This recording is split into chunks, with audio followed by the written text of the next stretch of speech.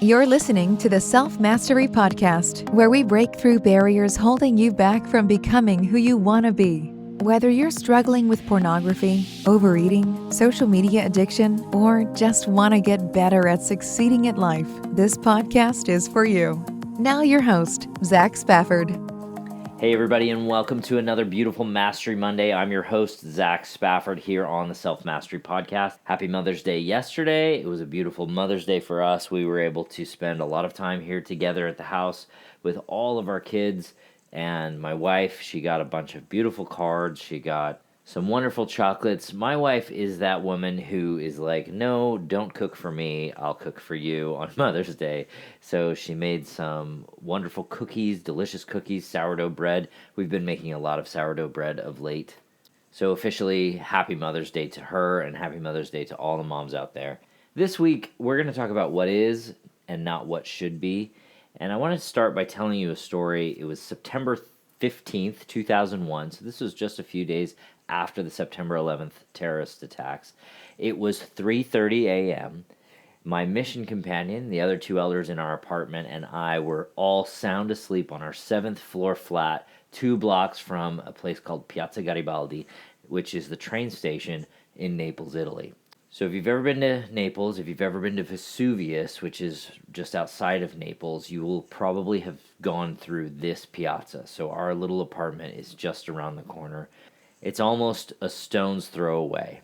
On the minds of each of us was this great tragedy that had just changed the face of the world, and as we slept, I'm sure we were all subconsciously thinking of all the loss and the fear and the hatred and the pain that were at that moment permeating the lives of Americans 8 time zones away. A rainstorm had been pounding the city for hours, maybe even days by that point, I don't remember. Deep in sleep, 4 missionaries heard a desperate thunder banging through our apartment. Permeating our slumbering ears was the voice of our 60-year-old landlady crying, "Fate presto! Fate presto!" which in Italian means "come quickly." As our feet hit the floor, something was really very clearly wrong.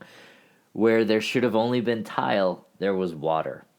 At the door, our landlady begged us to shut off the water, which she was certain was coming from our apartment. It was, after all, full of boys barely old enough to vote, and so obviously they must have broken something. That's what missionaries do, right? That's what 20-year-old boys do. Maybe not missionaries, but 20-year-old boys anyway. Stepping out and standing on the landing of our top floor apartment, I could see a cascade of water careening toward the earth and crashing at the bottom of our large stairwell. The door to a second apartment opened to reveal our neighbors across the hall, bleary-eyed and confused, and offering no answers. We all turned and looked at the third door on this level, an empty apartment that had been unoccupied for as long as anyone could recall. I tried the door. Nothing, which is what I expected. But I could clearly feel the flow of water gushing between the door and the floor. The landlady had no key because this was a private apartment, and from the landing there was no way in. The balcony of that empty apartment and the adjacent missionary apartment was separated by a stone wall with only one way around it, over the edge of the wet balcony with only a slippery rail 7 floors up to hold on to. In a moment I put on my raincoat, I went out onto our balcony, and I climbed to the flooding one, where I found the only drainage hole blocked by a wayward mop and a random piece of plastic.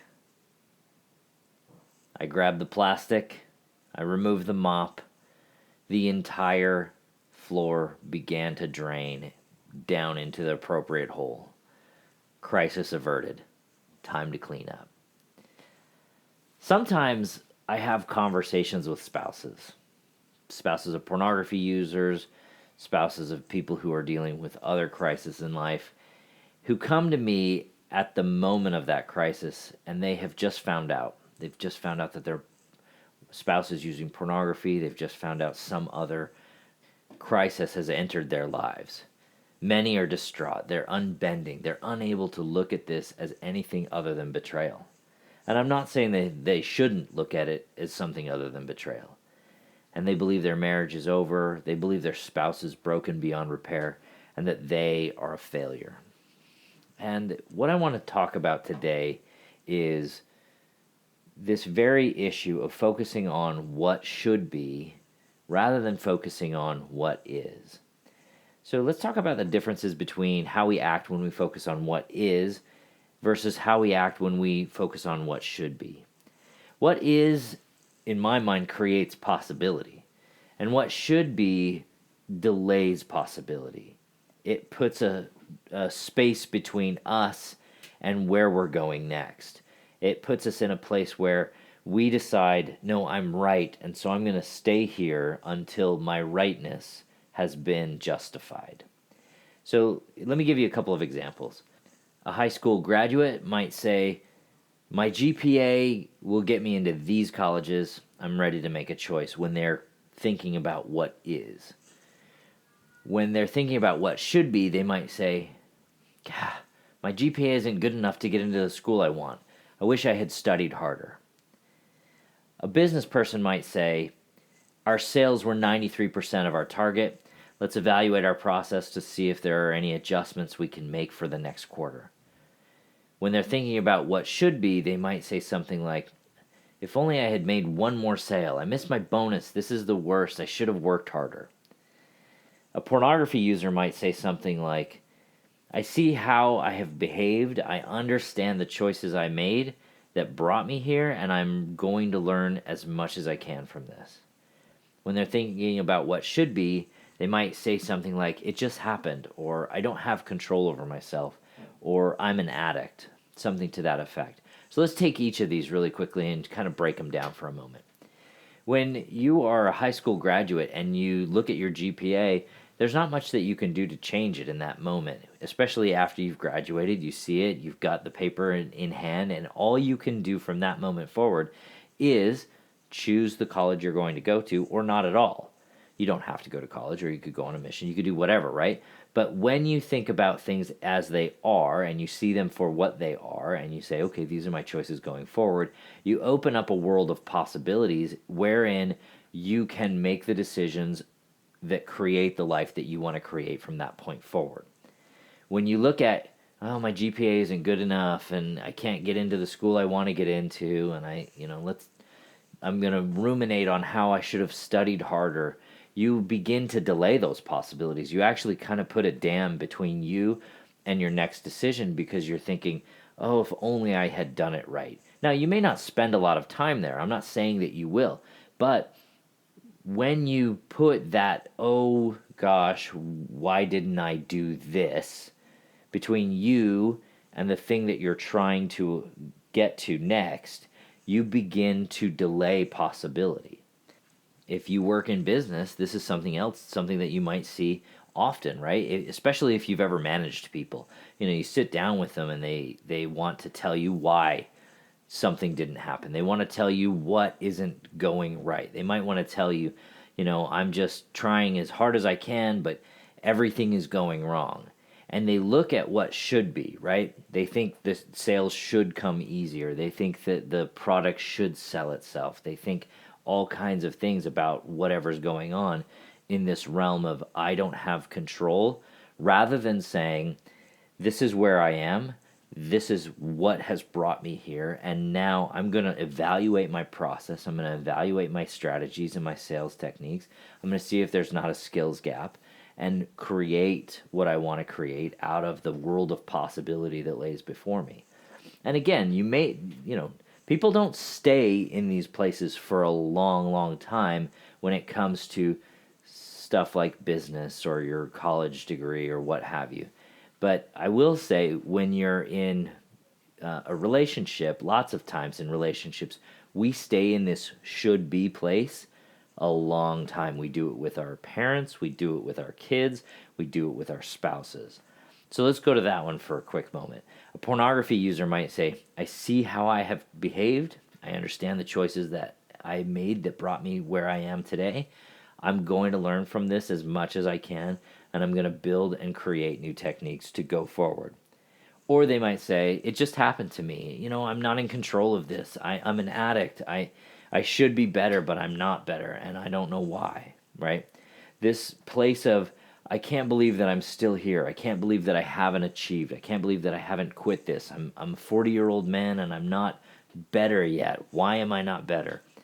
None of that helps you stop using pornography. None of that helps you stop creating the life or start creating the life that you want to create. It only delays it.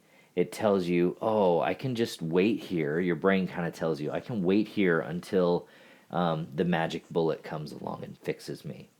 And we do this with our spouses as well. You know, if he would just do this, then I'll be happier.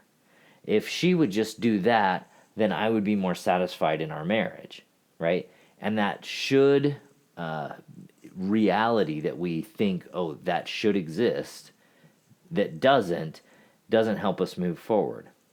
But when we focus on what is, and we say, this is how my wife likes to behave, and so I'm going to choose to live my life in such a way that I make the choices and create the reality that I want. So let me give you an example of what that might look like. So in our marriage, Darcy is, let me be honest with you guys. Don't tell her I told you this, but she's not very good at giving back scratches. She's always been very terrible at it. In fact, what usually ends up happening is she'll scratch my back for a minute and then she'll get either uninterested or she'll find something to pick at on my back. And let me be honest, I don't have a lot of zits on my back, but you're probably a human and you probably get stuff on your back too. And I'm not a very hairy person, and she will just, she goes into full-on recess monkey. Don't tell her I told you this, okay? And it used to bug me. It used to bug me a lot. It used to be like, why can't you just be like all the other wives and just give me good back scratches? Like, this is not that hard. You should be better at this. And let me be honest. It was really a big deal for me for a little while there. I was like, why are you like this? And I would get mad at her. And at one point I decided, you know what? This is just who she is. This is how she operates. This is what she wants. She wants to just do it the way she wants to do it, and she's not really worried about whether or not I'm getting a good back scratch out of this, right? And so I decided, you know what? I'm just going to be very direct about it, and I'm going to say, listen, I want you to scratch my back. If you're not willing to scratch my back the way that I want you to scratch my back, that's okay. I'm not going to be mad, but I'm not going to let you pick at my at my back either, right? And so if you called her right now, if you were able to get her on the phone and you say, hey, when was the last time you really scratched Zach's back? She could probably not tell you, because I don't ask her to scratch my back anymore, because she doesn't want to do it the way that I would enjoy it, right? And that's fine, right? That is me looking at what is and choosing to be happy and saying this is our relationship and I'm going to be okay with that. That's fine with me. I still love my wife, even though she doesn't do it exactly the way that I want her to. And this has been a really interesting little guide to what is in my life. And it is just a tiny glimpse, right? It's a tiny little example of what is and how we can create such great difficulty with what should be. Or I guess I should say what we think should be. On the flip side, my wife has on a number of occasions chastised me for the way that I load the dishwasher. And every time I do it, and I've not always been the best loader, I honestly, I believe the dishwasher should just wash the dishes. I don't really think that you should have to make the dishes clean before you put them in the dishwasher. I don't get that. I don't understand why that is. In fact, it bugs me that I have a dishwasher that I paid good money for that doesn't actually get the dishes clean. And my wife says, well, this is the way that it has to, this is the way you have to wash the dishes. So I'll throw them in there, and then she'll get to them, and she will fix it according to the way that she wants it. And she used to get on me. She really used to be so frustrated with the way that I would do it. And now she just says, don't worry about it, honey. I'll just do the dishes. And for her, that is an example of what is, rather than her ruminating on what should be and how she wants it and why it should be that way, and whether or not I'm a good husband because I can't seem to wash the dishes just right. And this is a perfect example. These two are perfect examples of how we can look at what is and choose to be happy, or we can look at what should be and spend a lot of time being very unhappy about all of the things that just aren't the way that they should be. So for this week, I really want all of you to take some time, look at the life that you're living right now. And there is a lot of, oh man, it should be this way, it should be that way. You know, we should have responded differently to the COVID-19, some people might say, or we should open up the economy right now, some other people might say. And there's a lot of shoulds out there in the world right now that are impacting major parts of this country and the world. And I want you to look in your life and I want you to see what is. And I want you to say, I am going to choose to be happy with what is and make the choices that I can make going forward so that I can be and create the world that I want and make that world come to pass and make that world the one that really is wonderful for myself and for my family. And this is going to be a great week. This is going to be a great month.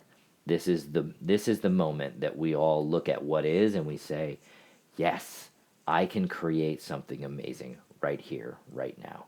Because when we focus on what is, just like I did in that story in that apartment in Naples so many years ago, I could create the reality that I wanted. I went and I created a resolution to the problem that all of us were seeing. You can do the same thing right here, right now, in your home, this week, for you. All right, you guys, this has been a marvelous Mastery Monday. I love chatting with you guys. Please send me any topics that you want me to discuss. Feel free to go on and review my podcast. That is how that's how they let people know what this podcast is and how they put it out for the, the masses. The more reviews we get, the better this thing will show up in front of other people. And if you're thinking, this is a podcast about pornography use and I can't review it because someone might see that I use pornography, you can put it down as an anonymous podcast review. So don't worry about that. Love you guys. We'll talk to you next week. Hey, thanks for listening to the Self Mastery Podcast. Every day I get requests from people who are looking to change something in their life. If that is you, if you need help overcoming your addictive behavior like pornography use, sign up for a free mini session at zachspafford.com/workwithme. That's zachspafford.com/workwithme. I'll put a link in the show notes for you to follow. Also, it would mean the world to me if you were to leave a review for us wherever you get your podcast. It'll go a long way to helping others find us. Thanks again.